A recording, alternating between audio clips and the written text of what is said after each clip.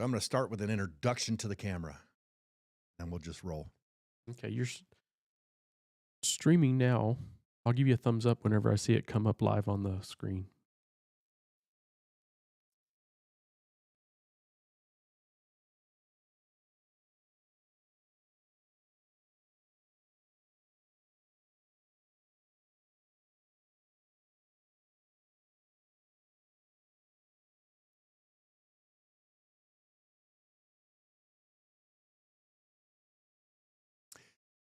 Good morning. Welcome to Workforce Skills with John Morse. We're coming at you live today in our brand new studio. We got a year under our belt of 52 episodes.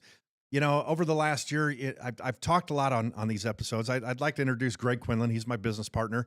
Um, I've talked about you on some of the episodes. It's been interesting about our journey, what we do, and where we've come from.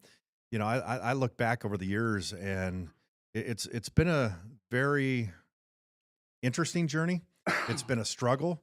There's been success. There's been failures. Everything has changed in our business over the I don't know how many years since we started our vocational program.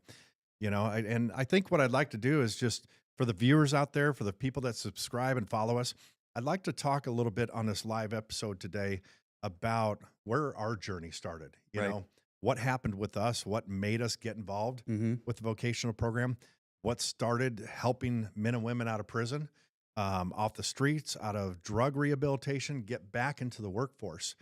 You know, I I look back and I remember we had somebody from New Freedom come in, and they brought an employee or an applicant, somebody that was looking for a job. And I think that was somebody because remember it was a while back and we created flyers and we put them in the parole offices. Yeah, And we did. that's how it all started. It was Hmm. like organic from there, Yeah. because then he got the flyer and then he had somebody bring him to the Hmm. office and that's when we sat down with Tracy Hmm. and this individual that had painting experience Hmm. You prior. you made up the flyer, didn't you? Yes. What was on there? Do you even remember? It's been so long ago. It was, I think it was just along the lines of, if you're looking for an opportunity at employment, if Hmm. you have any painting experience or if you don't, we train, Hmm. we're hiring for individuals that are eager, that want to learn, Hmm. or that were just looking for a job. Yeah. Because I think at that time we were struggling really bad with labor. Oh, big time. I think it was at the beginning of COVID too. Right. It was Everybody's making more money sitting at home sitting at than they home. were Yeah. actually working for somebody. And it was dead smack in the middle of summer and we had a hot summer that year. Yes, I remember that. Yeah. But yeah, I think it was Tracy Kovach that brought somebody in.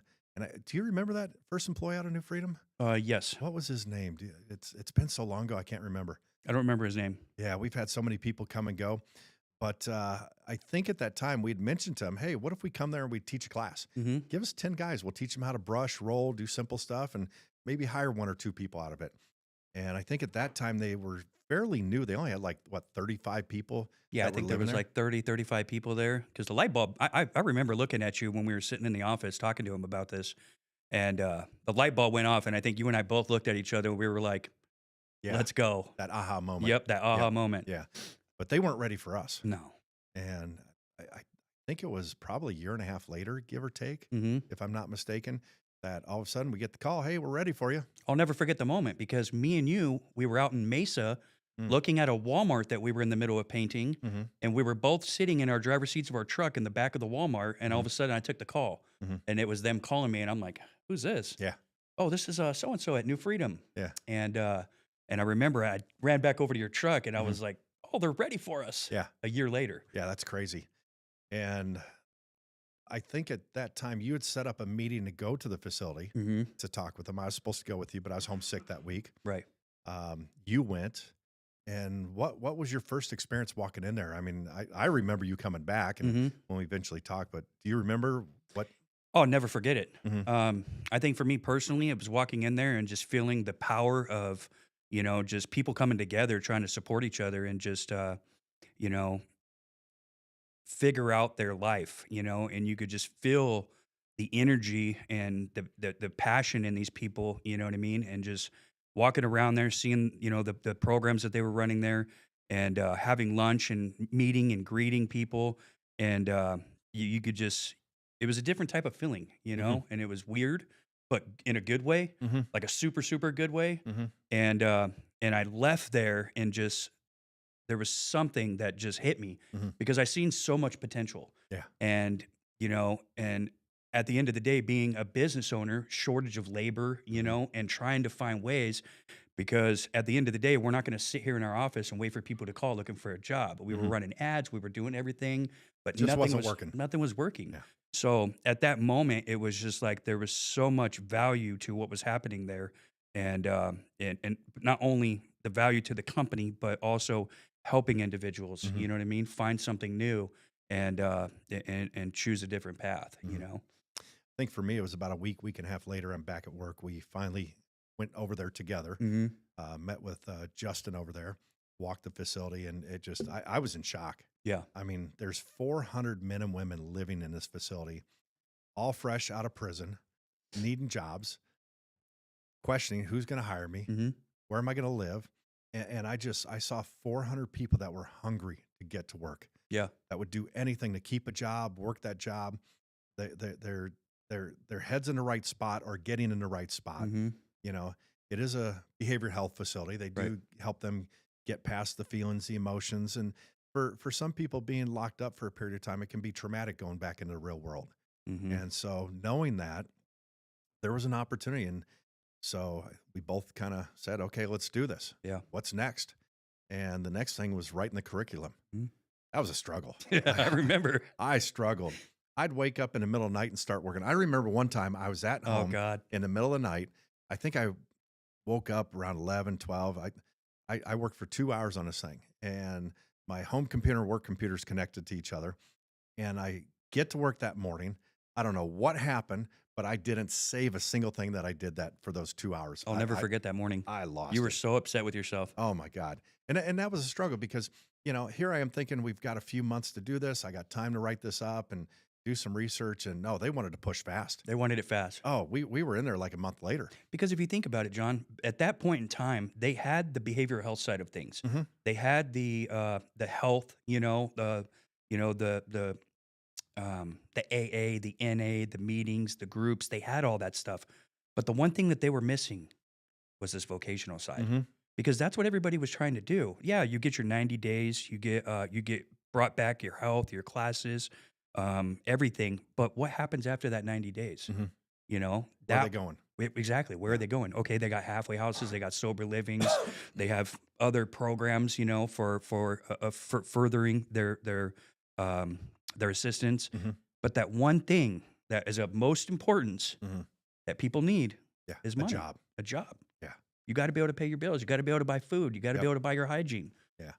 So that original idea of 10 people in a class, boy, that went out the window Oh fast. my gosh. What'd they give us at first? I think 25. Yeah, I think it was 27 that we started with. Yeah. And I think we ended the first class with 11. Something like that. Yeah. Yeah. But it's funny because I think we hired 4 people out of that class, Hmm. and none of them are with us today, are they? I don't think so. No, Yeah. nobody out of our very first class. No. And looking back at what we went through just to hire those individuals, I think for me, what I saw going in there was I saw a way to fix our company. Hmm.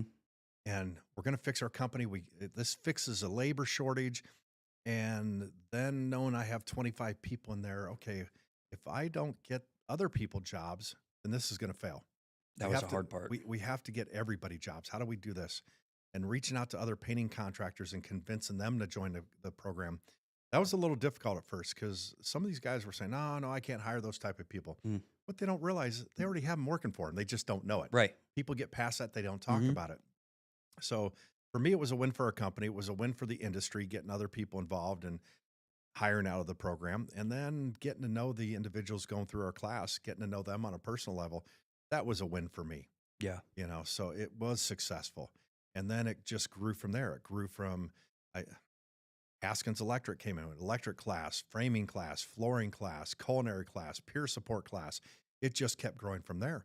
And I think now they've got about a dozen different trades in there, Hmm. and it is still running, even though we are not there after Right. starting the program and getting all the classes going. It was quite the journey that first year being a part of that. It took its toll on us. Oh, yeah. I mean, we were there every single week. We never took a day off practically. No. And Oh, wait, every 5 weeks we had one day off.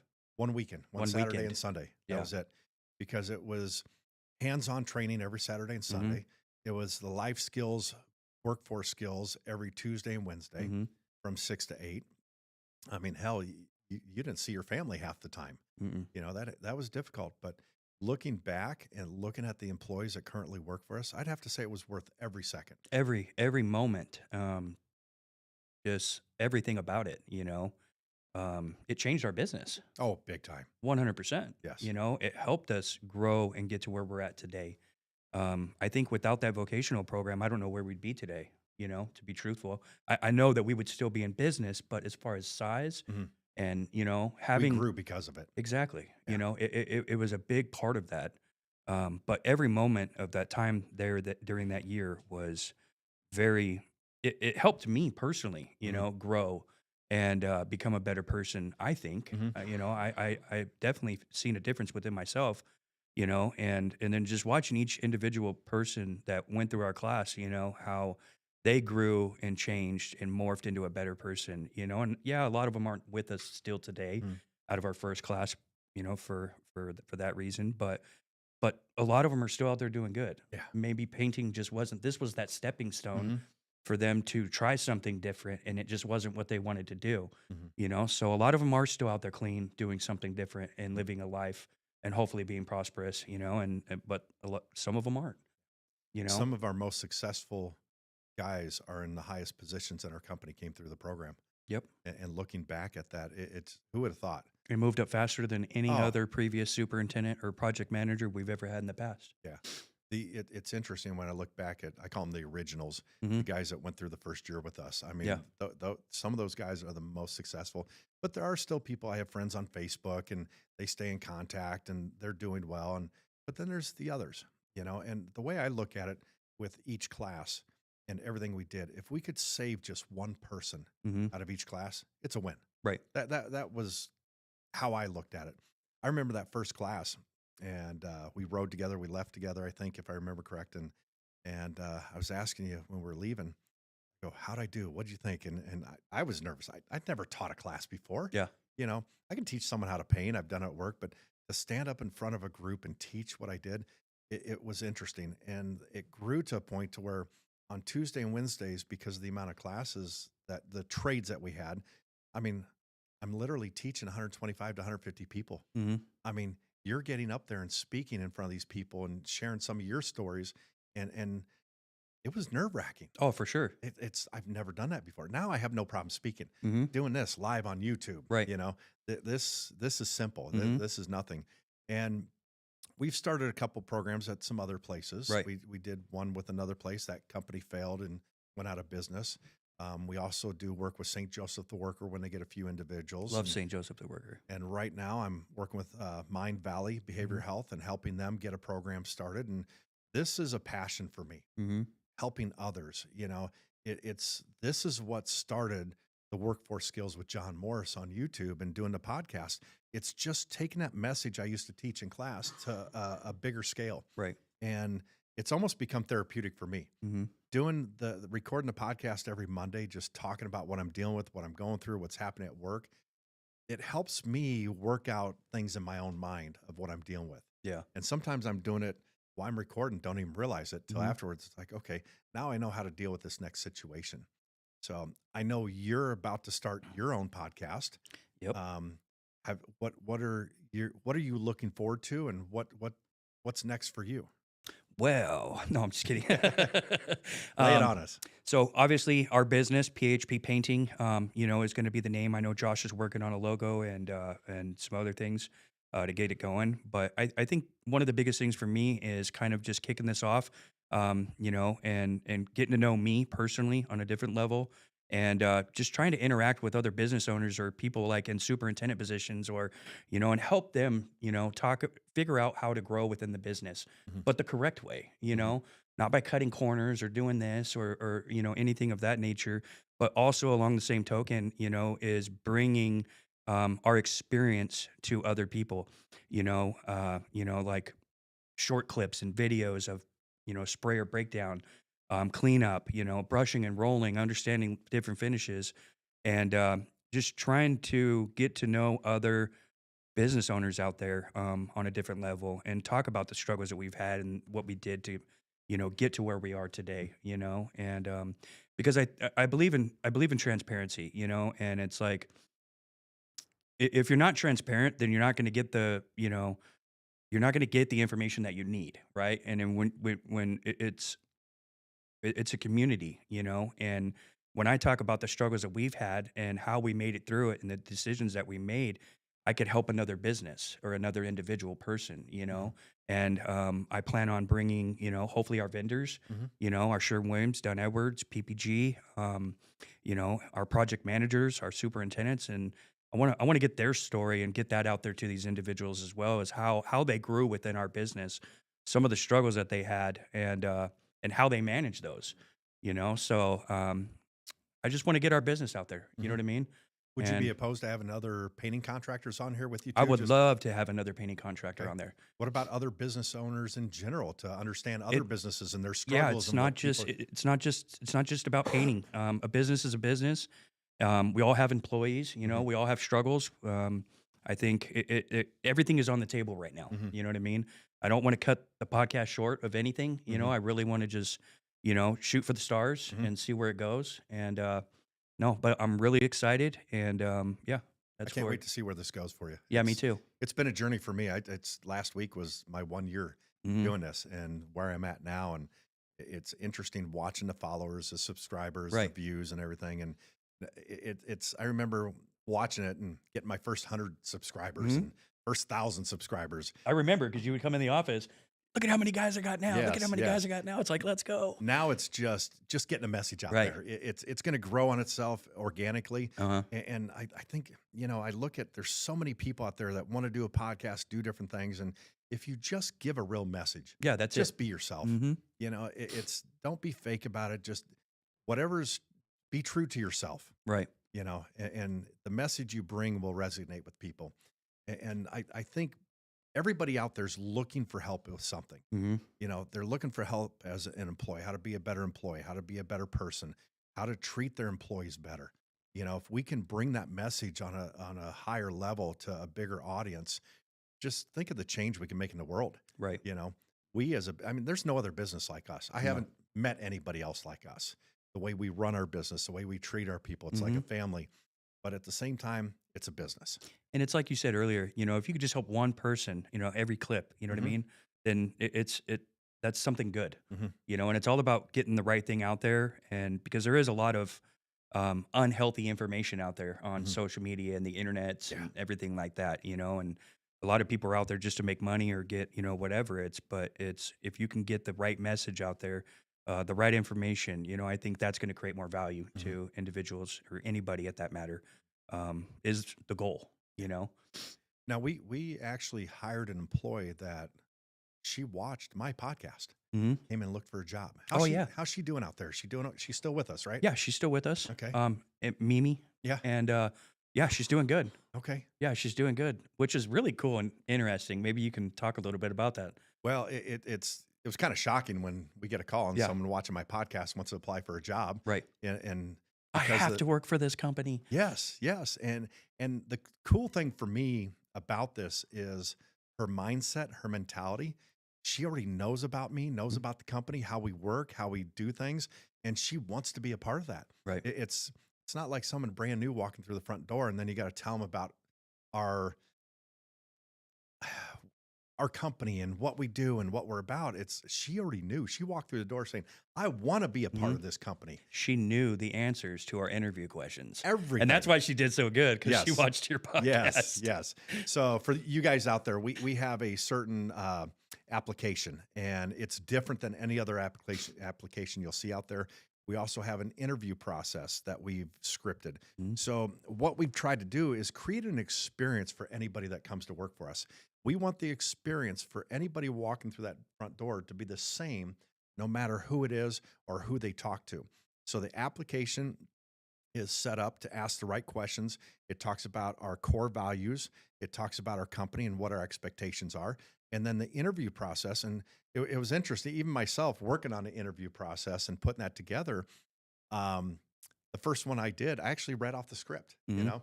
I even explained, hey, we have a script. This way, everybody gets the same process, the same experience, and here's how we do it. And this way, every single person has the exact same experience. They know what we're about, they know our expectations. Now, we did have one gentleman come in and he applied for a job, and one of our project managers did the interview process. And it's on a graded scale. I think the max points you get is what, 50 or 60, something like that, if I remember correct. Yeah. And this guy scored in the mid 30s.